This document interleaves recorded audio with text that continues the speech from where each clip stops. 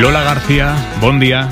Hola, buen día, Aymar. Teodoro León Gros, muy buenos días. ¿Qué tal? Buenos días. Y José María Calleja. José María, buenos días. Buenos días. ¿Qué es, dentro de los márgenes del realismo, lo mejor que puede pasar hoy en la reunión entre el Gobierno y la Generalitat? Y lo mejor se entiende desde la perspectiva de quienes consideran que sin un diálogo restaurador pues no vamos a ninguna parte. ¿Qué es lo mejor que puede pasar esta tarde, Lola? Pues que queden para otro día. Que vuelvan a reunirse, que se sigan viendo, porque lo cierto es que las conversaciones previas a la reunión tampoco han entrado en detalles de posibles temas en los que puede haber acuerdo, y por tanto no se espera que hayan ratificación de acuerdos. Normalmente este tipo de comisiones, cuando funcionaban, que no se reunía en el caso de Cataluña desde el 2011, pues... Decíamos esta mañana el dato, Chávez a un lado de la mesa y Duran y Lleida al otro lado. Mal. Efectivamente, yo recuerdo efectivamente cuando era Duran Lleida el responsable, se preparaban los temas con anterioridad, y digamos que la reunión era la culminación, ¿no? Y la firma de los acuerdos, la formalidad.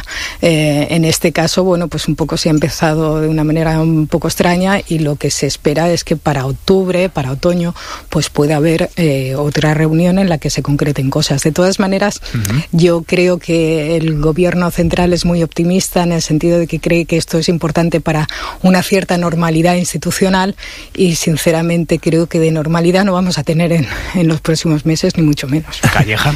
Bueno, el hecho en sí de que se produzca la reunión para mí ya es una buena noticia, ¿no? Ha pasado un siglo casi desde la última reunión, y no sé la operatividad que puedan tener estos contactos, pero sé la no operatividad que tenía el que no existieran. De manera que a partir de ahora el hecho de que se haga rutina de estas reuniones, yo creo que es una muy buena noticia.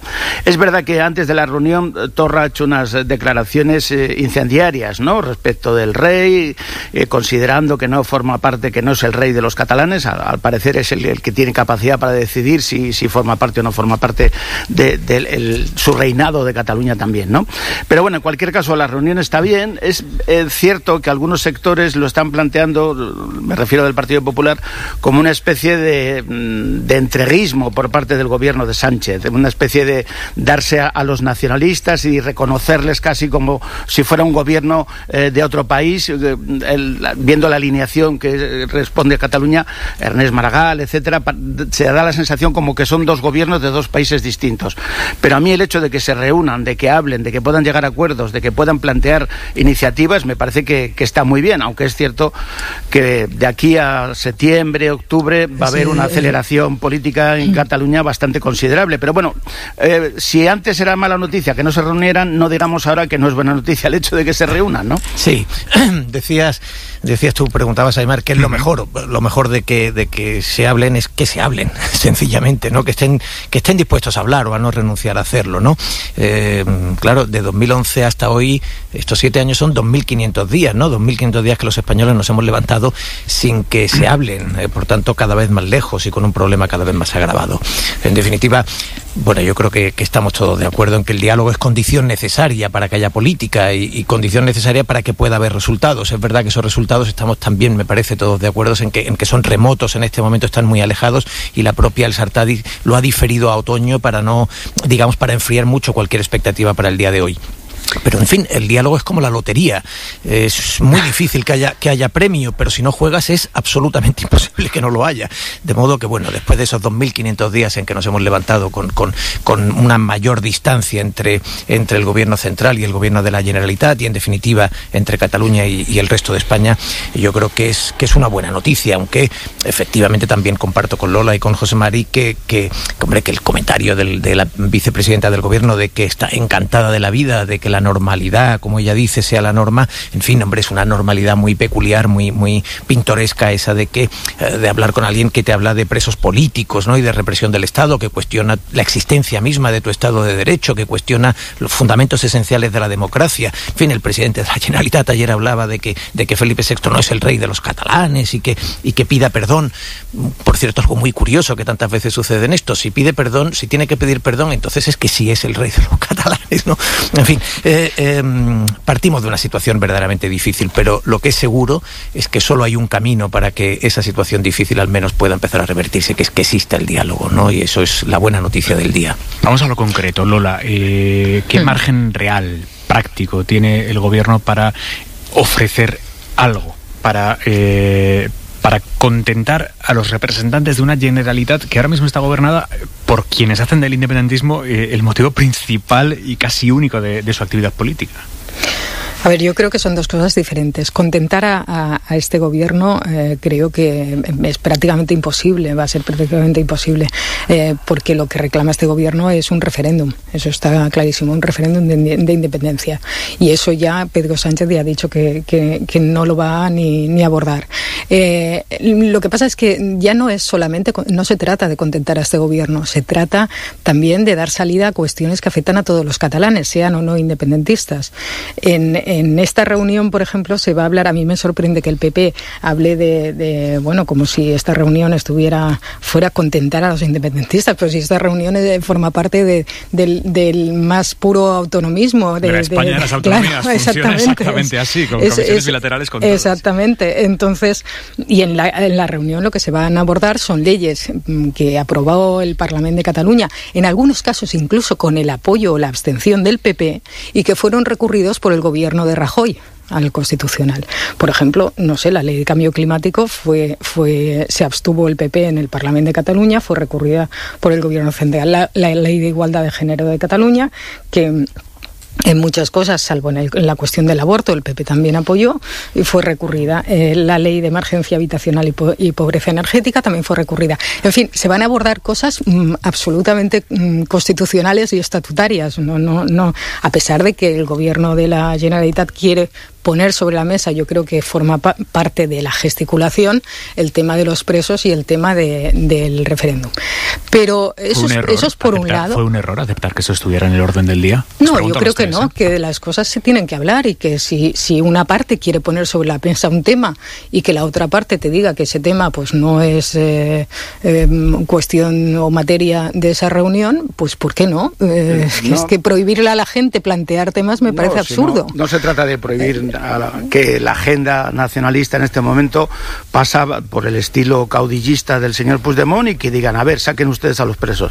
Bueno, ellos pueden llegar, me imagino que se pueden sentar allí y decir, hola, buenas tardes, queremos que saquéis a los presos. Y me imagino que la parte del gobierno dirá, pues encantados de la vida, pero no es competencia nuestra. Siguiente tema. Quiero decir que es evidente que en esta reunión hay una escenificación, ¿no? Por parte del gobierno central, yo creo que se está diciendo, tenemos voluntad de diálogo, tenemos voluntad de resolver los problemas, tenemos voluntad de desatascar las cosas.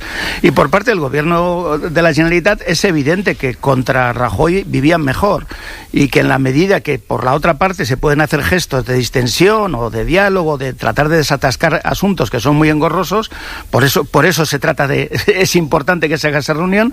Ellos están un poco diciendo, bueno, con este nuevo presidente nos da igual, ¿no? Cuando en realidad no puede dar igual, no es lo mismo Pedro Sánchez que Rajoy, lo hemos visto de saque solamente en el tono de las declaraciones. Por eso es importante que se haga la reunión. Por eso, para que también otros catalanes que no comparten la vía que está planteando el presidente Torra también tengan otro input, tengan otra música que les ven, en fin. Sí, porque es hacer política, es volver a hacer política. En vez de decir no a todo, esto no tiene arreglo, claro, dicen, no, vamos a convocar un referéndum. Bueno, pero no habían decidido ustedes que ya la República estaba proclamada y que se habían hecho, hoy Xavier Vidal Foch escribe en El País, dice, claro, es que llevan ustedes 4 referéndums según su propia contabilidad. Pero en cualquier caso, es una manera de intentar desbloquear las cosas, de intentar de ofrecer al conjunto de los catalanes que hay posibilidad de solucionar problemas concretos en infraestructuras, en cuestiones que les afectan en su vida diaria. Yo creo que en ese sentido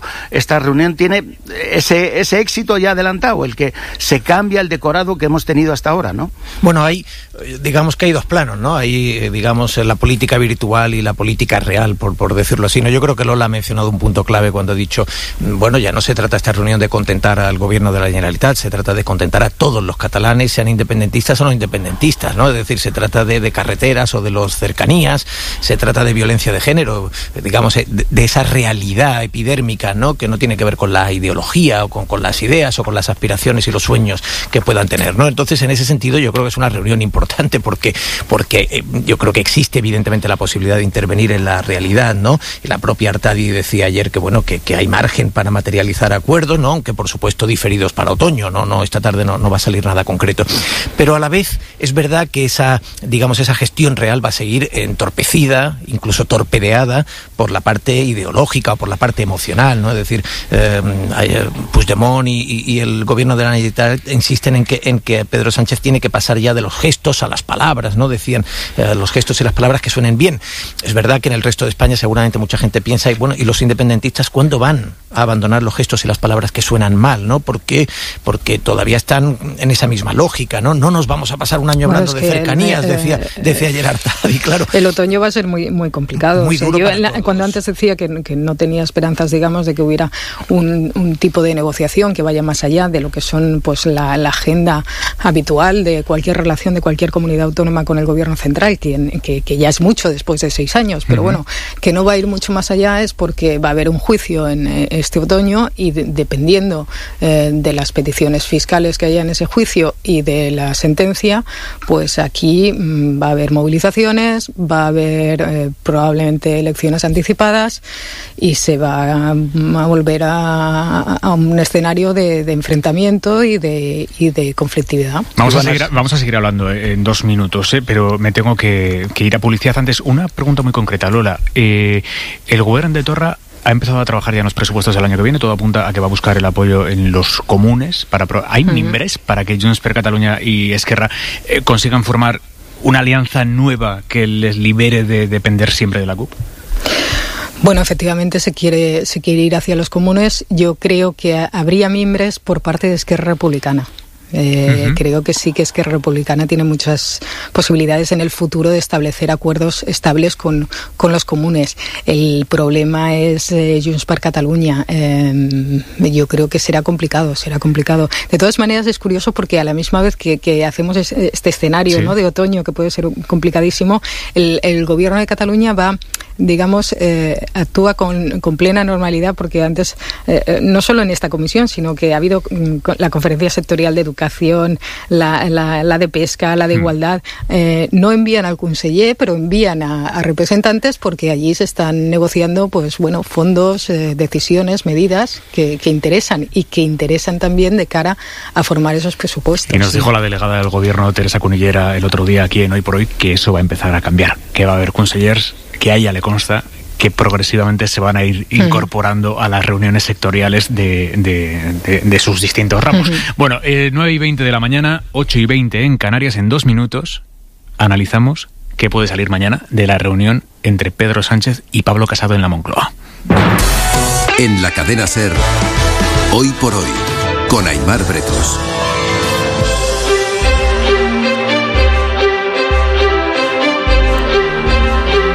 Y tenemos noticia de última hora en Cataluña. 2 detenidos en una operación antiyihadista. Joan Bofil, buen día. Buen día. Ahora mismo operación abierta de la Guardia Civil en Mataró. Como dices, hay 2 detenidos. Está habiendo registros en un domicilio particular vinculado al terrorismo yihadista. Según fuentes de la Guardia Civil, estaría vinculado a personas que se encargan de reclutamiento de yihadistas, como decimos, en la provincia de Barcelona. Ahora mismo registros y 2 detenidos en Mataró. Es la noticia, por lo tanto, 2 detenidos en Mataró en una operación, al parecer, por los datos que tenemos hasta ahora, contra el aparato de reclutamiento de los yihadistas. Bueno, decíamos, íbamos a hablar de Pedro Sánchez, de Pablo Casado, que por cierto está viajando ahora mismo hacia Algeciras, va a visitar hoy allí a los trabajos de salvamento marítimo, después se trasladará a Ceuta, se hará allí la foto en la valla que se hizo ayer Albert Rivera. Ahora vamos a eso, pero antes, mañana reunión fundamental entre el presidente del gobierno y el líder de la oposición. Pablo Casado, que previsiblemente no se tome tantas confianzas como Revilla ayer para preguntarle a Sánchez lo que le preguntó. José Luis Sastre, buenos días. Hola, Aimar, buenos días. En la intimidad de la Moncloa, cuando el despacho se vació ya de cámaras, el presidente de Cantabria preguntó ayer al presidente del gobierno: Pedro, ¿pero tú piensas aguantar 2 años? Sí, le dijo él, y le explicó qué margen veía pese a la evidencia de su debilidad. Ese margen se basa en la capacidad que tenga el Ejecutivo de Sánchez de negociar, y esta semana resulta clave en eso. De la comisión bilateral de hoy entre el Gobierno y la Generalitat, el Ejecutivo más que acuerdos aspira a crear un clima. Del encuentro de mañana entre Sánchez y Casado, confía en sacar algunos temas de la batalla política que en las últimas semanas ha enrarecido el clima. Agosto ha traído pruebas de realidad para Sánchez. Casado le llevará mañana exigencias para los próximos meses, como si a él no le hiciera falta preguntarle al presidente del gobierno lo que le preguntó Miguel Ángel Revilla. Sabe Casado que la intención de Sánchez es aguantar y tratar de que cambie el clima. Bueno, están los equipos de Sánchez por un lado y el de Casado por el otro, preparando ya esa reunión de mañana. ¿Qué esperáis? Aparte de un saludo cordial, institucional, y de presentarse los respetos mutuamente, el uno al otro como presidente del gobierno y al revés como presidente del Partido Popular recién elegido, Calleja. Es que hay una diferencia fundamental, porque Revilla no aspira a sustituir a Sánchez, mientras que Casado está deseando sustituirlo cuanto antes, ¿no? Es más, piensa que les echaron del gobierno de una manera torticera por parte de Pedro Sánchez. A mí me gustaría que de esa reunión saliera también esa cierta normalidad en que, bueno, usted está reconociendo que hay un presidente del gobierno que hasta ahora decían que no tenía legitimidad, y hay un líder de la oposición, que es el señor Pablo Casado. Me preocupa el clima previo, porque desde luego las declaraciones que ha hecho hasta ahora el señor Casado respecto de un asunto central como es el de la inmigración me dan que pensar a que están tratando de seguir una línea política que, por desgracia, ha triunfado en países como Polonia, como Hungría y en Italia, con esa idea de millones de africanos van a venir. Yo creo que hoy que va a Ceuta podrá comprobar que África no es un país, es incluso un continente con muchos países, ¿no? Esa idea de África como si fuera un país. Entonces esa deriva política de utilizar la inmigración podría aprovechar el señor Casado, pasearse por la Gran Vía, que está empantanada de obras, y comprobar que no hay ni un trabajador español, que la inmensa mayoría de la gente que está trabajando allí son gente venida de otros países del continente africano. Entonces esa idea de vamos a aprovechar la inmigración, como ayer la nueva portavoz del Partido Popular, que por cierto creo que nos va a dar tardes de gloria a los medios de comunicación, Dolors Montserrat nos va a dar tardes y mañanas de gloria, explicaba que, claro, se ha producido un efecto llamada por culpa de la foto del Aquarius, cosa que no es cierta. De manera que, bueno, normalidad... Para empezar, porque el Partido Popular está venga a decir que hubo foto del Aquarius. Pedro Sánchez Primero no fue hubo foto del Aquarius. Pedro Sánchez no fue a Valencia, por mucho que lo diga Pablo Casado. No estuvo allí ante el barco, quiere decir. Una posverdad, o sea, no ha habido foto de Sánchez con el Aquarius. Yo creo que Casado va a hacer una política de achicarle mucho los espacios en la cuestión de Cataluña, y desde luego de utilizar la inmigración como elemento. Las fotos de Rivera y la foto que va a tener hoy en La Valla, que lleva ahí bastante tiempo, por cierto, son bien significativas. Pero bueno, normalidad otra vez, y reunión civilizada, y reunión de reconocimiento mutuo a uno como presidente de gobierno y a otro como jefe de la oposición. Teodoro León Gros. Sí, hombre, deberían ser estos encuentros que a veces tratamos con excepcionalidad, deberían ser meramente rutinarios, ¿no? Y por otra parte, lo que cabe esperar de ellos es muy poco. Veremos a un Sánchez dialogante porque lo que le interesa es justamente, ya lo hemos dicho, crear un clima, y a un Casado peleón porque lo que le interesa es polarizar y nuevamente situar al Partido Popular como punto de referencia de esa polarización, ¿no? Digamos, esto entra incluso en la lógica habitual de presidentes y líderes de la oposición. Con Rajoy tenía estupendas palabras y sin embargo al final era un presidente poco dialogante, ¿no? Escenificaba cordialidad, pero no iba mucho más allá. Yo creo que hay dos aspectos que me gustaría mencionar antes de entrar en el análisis de puntos concretos como Cataluña o la inmigración. Es decir, si este tipo de reuniones resulta hasta cierto punto excepcional, y lo habéis mencionado antes a propósito de las cumbres bilaterales o de las reuniones bilaterales del gobierno central y las comunidades autónomas, si es excepcional es porque los líderes del PP han puesto mucho empeño en que sea excepcional, ¿no? Es decir, hay una cierta tradición en el Partido Popular, especialmente cuando están en el gobierno, en ningunear o en reducir mucho la agenda de reuniones con la oposición, como si conviniera, digamos ya, ningunearla, ¿no? Yo estoy recordando a Aznar, por ejemplo, que hizo de no recibir a Chávez, lo hizo toda una seña de identidad, ¿no? El presidente de Andalucía, de la comunidad más poblada de España y una de las que acumula más problemas, ¿no? Y incluso cuando se le preguntaba parecía encontrarlo divertido, ¿no? Como si fuera una gracia que el presidente del gobierno no recibiera a un presidente autonómico. Yo creo que evidentemente todas estas reuniones deberían ser las bilaterales y las políticas entre gobierno y oposición deberían ser bastante normales. Pero hoy concurre un segundo factor. Lola decía que el otoño será difícil porque hay un juicio en Cataluña sobre el proceso y esto puede condicionar la agenda con un adelanto electoral. Hay que pensar que es difícil no solo en Cataluña y para los partidos y los dirigentes catalanes, sino para todo el resto de dirigentes y de partidos. En otoño casi con toda seguridad va a haber adelanto en Andalucía. Andalucía quiere ejercer y ejerce de contrapeso con respecto a las demandas catalanas, ¿no? Luego vemos un gobierno central al que la pérdida de la senda del techo de gasto y de déficit lo ha dejado en una cierta debilidad, a pesar de la pintoresca declaración ayer de la vicepresidenta diciendo que el gobierno estaba en una extraordinaria estabilidad, ¿no? El gobierno con 84 escaños está en debilidad. Calleja, si pintoresca es la portavoz del Partido Popular, la vicepresidenta como portavoz del gobierno, yo creo que también nos va a dar tardes de gloria, y entre las dos digamos que va a ser como Morante y José Tomás, me parece alguna tarde que otra. Recuerda lo de Dolors Montserrat explicando si había que subir las pensiones, a ver, se subirían, bueno, si había que bajarlas, se bajarían. No te tengo que recordar lo del dinero público, no es de nadie, pero bueno, sí, da igual. Me refiero a que son declaraciones pintorescas que en cualquier caso tratan de ocultar una realidad, ¿no? El gobierno está en una posición evidente de debilidad y hay un otoño muy difícil para todos, con adelantos electorales en Cataluña previsiblemente y en Andalucía, pero Casado evidentemente va a la reunión de hoy contando también con la posibilidad de que ese gobierno no tan estable en algún momento tenga que adelantar elecciones. Lola. Bueno, yo creo que precisamente esa perspectiva de elecciones es lo que marca la actitud que está adoptando el nuevo líder del PP y la que adoptará en los próximos meses. Es decir, el PP está en una situación muy crítica, ¿no? No diré en peligro de extinción porque eso seguro que no es así, pero tiene un riesgo de fagotización por parte de Ciudadanos muy importante y una situación de debilidad interna también muy importante y de división interna.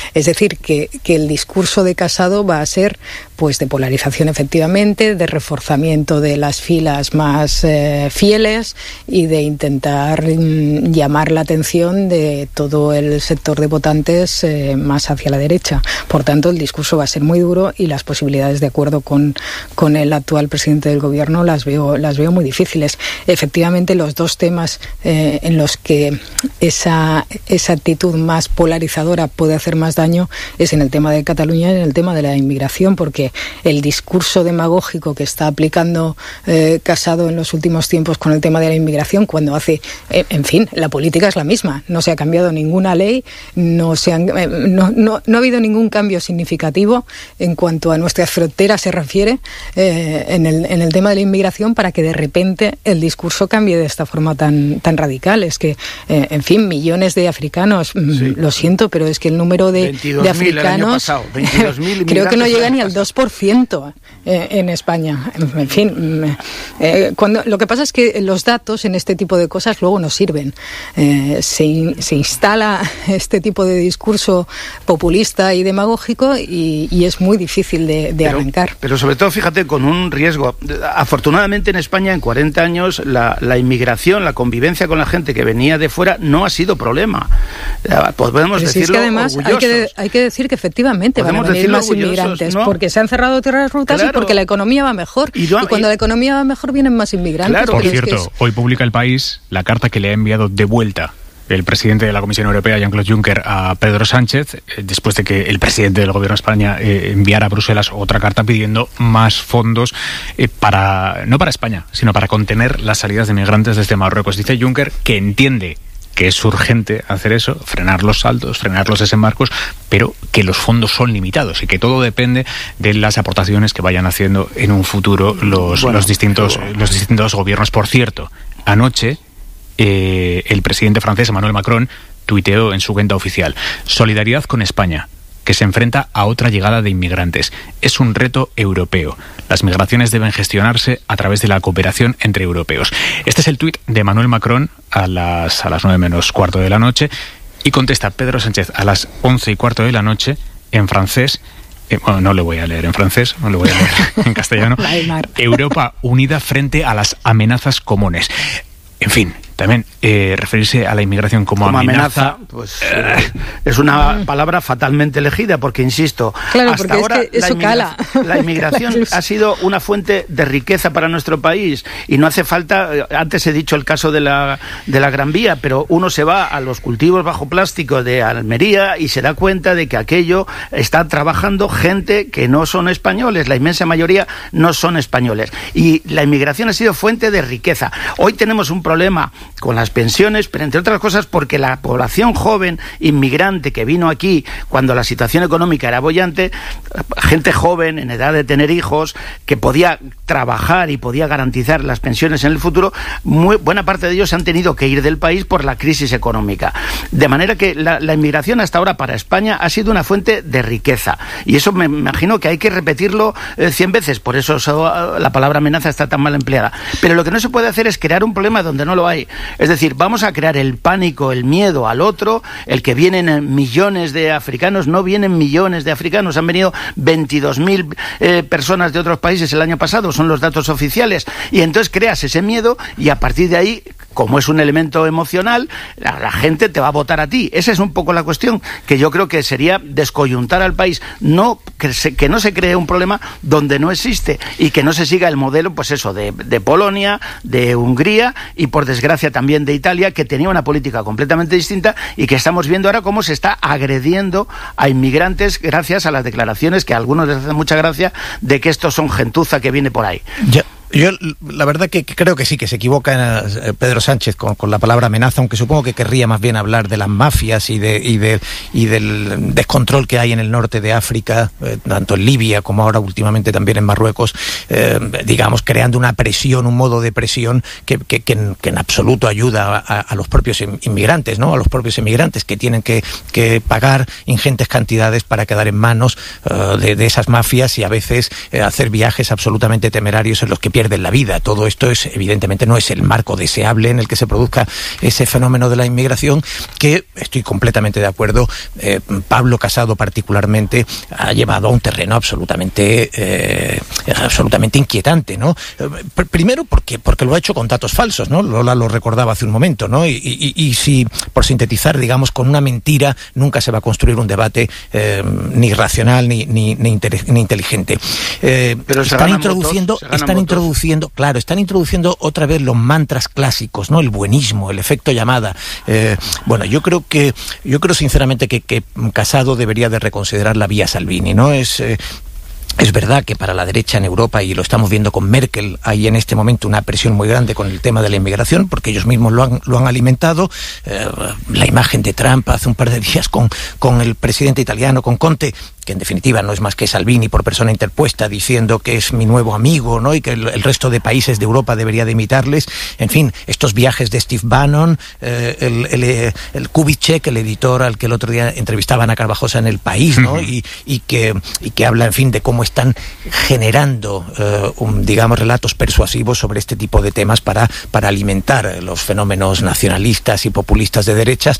Yo creo que Pablo Casado debería de reconsiderar esa posición, pero me parece que hoy no vamos a ver nada parecido a esa reconsideración, ni con la inmigración ni con Cataluña, porque en este momento tiene que disputar un espacio que en el tema catalán, por ejemplo, con Ciudadanos, le obliga a ir a una posición muy beligerante. Hombre, y muestra de esa posición beligerante esta noticia que os voy a dar ahora mismo. Dolors Montserrat, la nueva portavoz del PP en el Congreso de los Diputados, acaba de decir que Pablo Casado mañana, en la reunión con Pedro Sánchez, le va a plantear que se reforme la ley de indultos para que no puedan ser indultados los delitos de rebelión y de sedición. O sea, van 20 metros por delante, bueno, sin que haya iniciado sinceramente el juicio. Me Antes de empezar el partido te vamos a dar el resultado. ¿Decías, ¿no? Lola? Me sorprende porque, en fin, conozco a Dolors Montserrat y sus opiniones, digamos, en privado no son tan radicales, sinceramente. Lo tengo que decir, no es una persona precisamente que en el PP de Cataluña se manifestara en las conversaciones que podías tener así en privado con un periodista político. de una manera tan radical.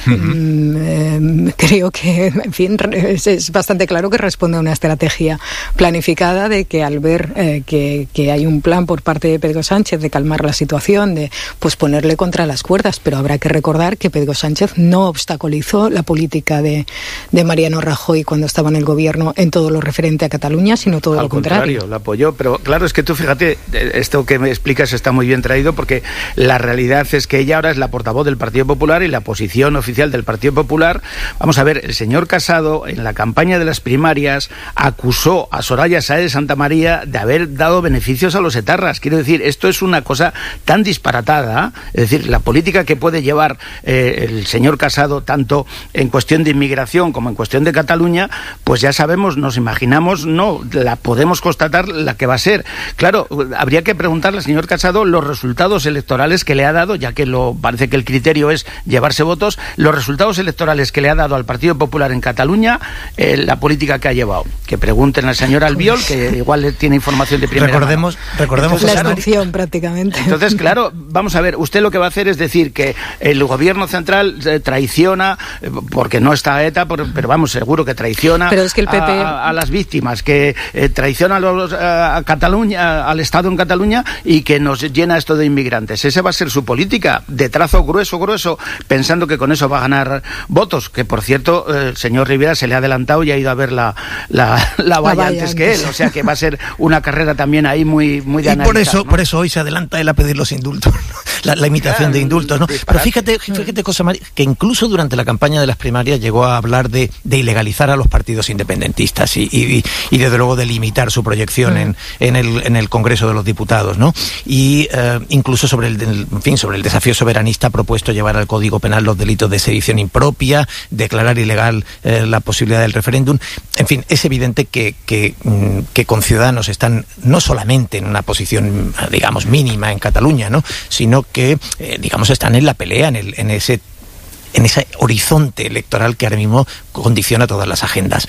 Pero Dolors Montserrat, Lola, yo creo que es sencillamente la voz de su amo, ¿no? No se representa a sí misma, ¿no? Es verdad que nos va a dar tardes de gloria con José María. Dame un segundo. Vamos a escuchar exactamente lo que ha dicho Dolors Montserrat. ¿Lo vamos a escuchar? Sí, ahora mismo. Queremos hablar de la unidad de España y de las medidas de reforzar las instituciones, como por ejemplo, pues tenemos que introducir en la ley de indultos que no puedan ser indultados delitos de rebelión o de sedición. Palabras de Montserrat esta mañana en Radio Nacional, Teo. No, tampoco me parece, en principio, que esa sea la propuesta más radical que se les ha oído, ¿no? Es decir, la limitación de indultos es algo que... No solo, la pregunta es, ¿eso soluciona algo? Claro, eso no soluciona... Ahí estoy totalmente... ¿Cuál es el plan para solucionar esto es lo que iba a decir situación? Exactamente, Lola. ¿Cuál es su plan para la sociedad catalana? Este es el problema. Y para la española, porque evidentemente, en fin, yo tengo esta tendencia a verlo desde aquí, pero esto es un problema de España, es un problema de todos, de institucional, de crisis política agudísima. O sea, ¿cuál es, aparte de la mano dura, cuál es la propuesta? Exactamente, eso es exactamente lo que iba a comentaros, Lola, que en fin, en sí esta propuesta encaja dentro de otras muchas delimitaciones de indultos que hay de un tiempo a esta parte, y ya digo, eso es perfectamente discutible, pero sencillamente no están haciendo ninguna propuesta ni constructiva ni creativa, están sencillamente polarizando, y este es el plan para la reunión con Pedro Sánchez, polarizando en su rifirrafe, digamos, en su pelea a codazos con Ciudadanos por recuperar y luego sobre todo le están achicando los espacios a Sánchez, en la medida que hay el mantra también, usted ha pactado con los independentistas romper España, por resumir así, que tal y como lo formulan, están diciéndole mucho cuidado con dar indultos a los que quieren romper España porque no lo vamos a consentir. O sea, están haciendo una declaración que no es de solución política en ningún caso, sino que es otra vez de tocar las emociones, de agitar las emociones y de decir, nosotros somos los que vamos a mantener España unida frente a Pedro Sánchez, que se ha pactado con los independentistas la fractura por entregas. Esta es una irresponsabilidad política, claro. 9:43 de la mañana, 8:43 en Canarias. Y una mañana más los taxis amanecen de nuevo en la calle. en huelga o en paro patronal, mejor, porque es exactamente lo que son autónomos y paran su propio negocio. Esos paros van a continuar en las próximas horas. A lo largo del día habrá asambleas en las distintas ciudades para decidir si se mantiene o no, y todo dependerá muy probablemente de lo que salga de la reunión entre el gobierno y las comunidades autónomas, una reunión en la que el Ministerio de Fomento va a proponerles a los consejeros autonómicos de transporte que se hagan cargo ellos de las competencias de las licencias VTC, que son las de Uber y Cabify. ¿Con qué argumento? Con el argumento de que cuanto más cerca esté uno del conflicto, pues mejor sabe exactamente cuáles son las necesidades en cada territorio. Hay comunidades, lo contábamos esta mañana, que nos dicen: ojo a la maniobra de Fomento para pasarnos a nosotros una patata caliente magnífica y lavarse las manos. No todas las comunidades piensan eso, efectivamente, hay algunas que están encantadas de recibir esta competencia, pero algunas sí. Teo. Cataluña, ¿no?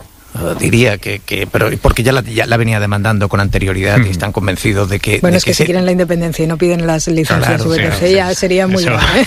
Ahora a mí me parece... La independencia empieza por los taxis, está claro. La independencia bien entendida empieza por los taxis. En cualquier caso, yo sí encuentro normal que el resto de comunidades tenga muchas reticencias, ¿no? O sea, nadie en mitad de un incendio aceptaría que le pasaran las competencias de bomberos, ¿no? Dice: un momento, apaga usted el incendio y luego hablamos de una transferencia ordenada de esta competencia, ¿no? Yo creo que sí, que Fomento evidentemente está teniendo una actuación bastante decepcionante y bastante inexplicable, ¿no? Han estado escondidos demasiado tiempo durante los primeros días del conflicto. Han faltado gestos hacia los agredidos, y esto desgraciadamente lo vemos muchas veces en la política española. Lo hemos visto en Euskadi, lo hemos visto incluso en Cataluña, pero en fin, yo creo que el discurso debería haber sido que esto no va con el derecho a la huelga, que el taxi, tomando como rehenes a las ciudades, estaba planteando un chantaje, y lo peor es que la imagen que ha dado el gobierno en las primeras horas es que el chantaje ha ganado, ¿no? Es decir, que incluso antes de reunirse con los VTC ya estaban dando la solución.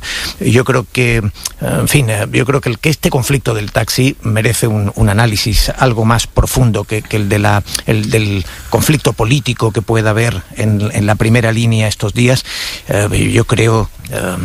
Fíjate, ayer dijeron las VTC, hicieron una propuesta interesante, dijeron: bueno, si la relación tiene que ser de 1 a 30, ¿por qué no se dan más licencias de taxi? Para elevarlo hasta que se cumpla esa que ahora mismo es 1 a 10, para que se cumpla esa ratio. Fíjate, pregúntales a los taxistas si les parece interesante la propuesta. Claro, ¿sabes lo que sucede? Que, por ejemplo, las licencias de taxi en Cataluña, entre el año 95 y ahora, 25 años aproximadamente, han pasado de 13.600 a 13.400, es decir, se mantiene exactamente el mismo número de licencias cuando, por ejemplo, el número de plazas hoteleras se ha multiplicado por 15. ¿Por qué? Este es un sector que ha funcionado en un monopolio y además con un control muy rígido y con una gran capacidad de interlocución. Voy a ahorrarme la palabra chantaje que utilicé antes, que siempre es dura, pero con una gran capacidad, digamos, de interlocución con las administraciones a las que han impedido reformar el sector. Y el problema, Aimar, me parece, el problema es que la realidad es la que lo está reformando. Es decir, hoy, en un mundo digitalizado, en el mundo, digamos, de Internet, pensar que el taxi, el sector del transporte público de ciudadanos, depende de la calle y de la luz verde, es absurdo. Es un sector que depende del móvil y de las apps, y en el que hay otra forma de moverse y otra forma de contratar esos servicios. No, y sobre todo que los problemas del taxi no se han inaugurado ahora con que haya operadores privados que funcionan de una manera, digamos, desregulada. Los problemas del taxi, desde luego en Madrid, vienen de hace muchísimo tiempo. Y tú te subías a un taxi y, como era tu obligación, preguntabas al taxista, y depende qué taxista te contestara, te hablaba de organizaciones patronales con carácter mafioso, vinculadas al poder, de gente que tenía decenas de licencias, que no tenía una sola, sino que tenía varias, que tenía a su vez a la gente trabajando en unas condiciones lamentables. Claro, yo creo que seguro que tienen 1000 razones para ir a la huelga, pero no tienen ninguna para cortar el tráfico de la manera que lo están haciendo, por ejemplo, en la Castellana, en Madrid. Pues, bloqueen ustedes un carril y dejen al resto de los ciudadanos, también trabajadores, que puedan transitar por allí en condiciones. Yo creo que hay una especie de temor reverencial a decir que eso no se puede hacer. O sea, a nadie se le consiente que estén bloqueando la Castellana en los dos sentidos durante días y días. A nadie, salvo los taxistas. Pues a eso me refiero. El gobierno que hay un no temor ha hecho reverencial nada a eso. Y entonces usted puede hacer la misma protesta con un único carril y explicando a la gente lo que ocurre, pero lo que no puede hacer usted estaremos de acuerdo que como efectividad de la protesta, si corta solo un carril, pues bueno, pues decae un pelín. Pero el problema es que tu protesta tiene que ser compatible con los derechos del resto de los ciudadanos a transitar por esa vía. Decías, Lola, es un servicio público. No, que el taxi es un servicio público, está regulado como tal. En principio, en fin, que los taxistas decidan que no van a cumplir los servicios mínimos y que ni siquiera van a hacer servicios de emergencia, como ha ocurrido al menos en Barcelona, no se corresponde. Creo que realmente el único lugar en el que ha pasado ha sido en Barcelona. El gobierno ha actuado varios días. En el resto de España sí que se han cumplido los servicios mínimos. Ayer Colau aquí les pedía específicamente a los taxistas catalanes que los cumplieran y de hecho en la Asamblea después se comprometieron a empezar a cumplirlos allí en Barcelona. Sí, pero fíjate que el gobierno ha actuado con un miedo absurdo, ¿no? Yo comprendo perfectamente el terror de los taxistas al futuro y estoy de acuerdo además con José Marín, que aquí estamos hablando de un sector lleno de subarriendos de licencia, de falsos autónomos, de carreras en B, de floteros con varias licencias que explotan, en fin, estamos hablando de un sector que requeriría regulación y transparencia, pero yo entiendo sobre todo muy bien su temor al futuro. Es decir, esto si lo hemos visto en los periódicos, pero los periódicos no podíamos boicotear Internet porque desapareciera el papel o porque se creara un nuevo contexto. Los videoclubes no podían boicotear a Netflix, no puedes frenar esto, te tienes que adaptar a la nueva realidad. Y no hay nada peor. No hay nada peor que gobernar con miedo al futuro. Que los taxistas tengan miedo al futuro no debería trasladarse al gobierno. El gobierno sí debería por supuesto, asumiendo una demanda lógica, tiene que haber una transición ordenada del sector, pues para la licencia reciente del taxi o, digamos, favoreciendo la flexibilidad de las tarifas. Pero el mundo ha cambiado y no se puede solucionar tratando de aferrarse al viejo mundo.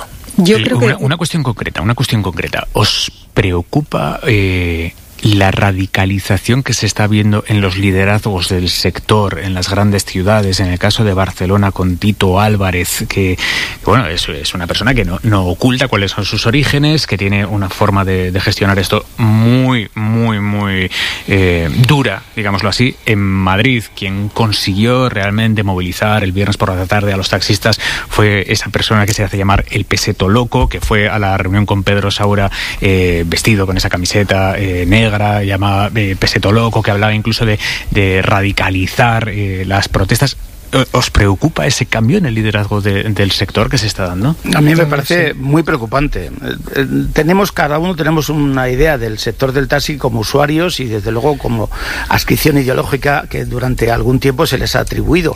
Pero el que hoy haya esa radicalización, esa cuestión casi piquetera, ¿no?, como de barra brava, me parece realmente preocupante, porque es evidente que ellos te dicen: nos estamos jugando el futuro de nuestras familias, nos estamos jugando nuestras vidas, y posiblemente tienen razón, pero claro, en ese clima emocional el más radical es el que se alza con la bandera. A mí me tiene estupefacto el papel de gente de Podemos yendo a esas concentraciones del taxi y ayer megáfono en mano enardeciendo allí al personal. Bueno, pero claro, que es una cosa también, una contradicción in terminis un poco bestia, pero bueno, esa radicalización de la que tú hablas y ese carácter de esos líderes a mí me parece que refleja el grado de desesperación y de irritación, y es preocupante. Lola. Es curioso porque hay liderazgos de la política actualmente que vienen del activismo social y han sido sustituidos por activistas sociales que les están complicando la vida cuando llegan a las instituciones, ¿no?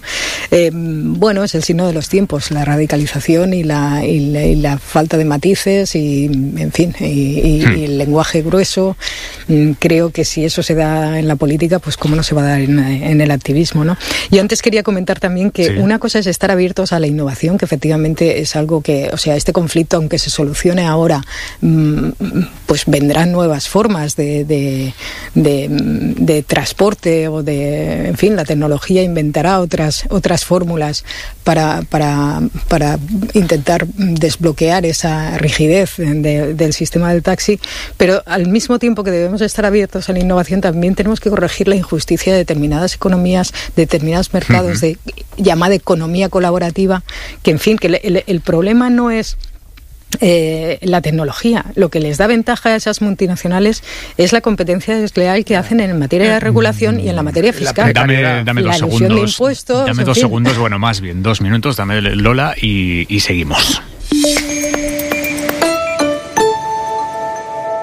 La administradora única de Radio Televisión Española, Rosa María Mateo, ha hecho ya su primer cambio de calado en la corporación. Ha destituido al director de informativos de Televisión Española, Álvarez Gundín, bajo cuyo mandato los telediarios han sufrido una descomunal crisis de credibilidad. Y la nueva directora de informativos de la tele pública va a ser Begoña Alegría, una periodista de la casa que había sido relegada precisamente por esta dirección saliente.